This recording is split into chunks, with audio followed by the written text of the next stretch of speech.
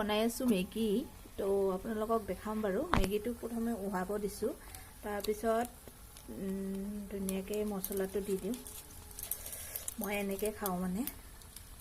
এটো আপোনালোকক দেখাই আছো অলপ মছলাটো ৰেডি কৰিব দিম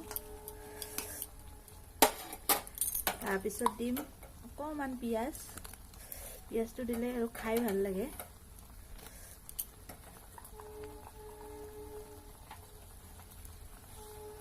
বইল হৈ থাকুতে পিয়াজটো দি দিম আৰু এতিয়া অলপমান সস দি দিম লগতে তেতিয়া টেষ্টটো ধুনিয়া আহে এতিয়া অলপমান টমেটো সসটো দি দিও টমেটো সসটো দিলে খাবলৈ বৰ টেষ্টি লাগে বইল হৈ থাকুতে দিব লাগে মই মেগীত পাই মছলাটো জলকীয়াৰ হেতু দি দিছো অলপমান কাৰণ কি বেছি নিদু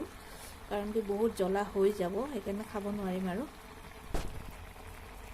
দেখিছে মেগীটো কি ধুনিয়া হৈ আহিছে মই এনেদৰে মেগীটো খাই দিম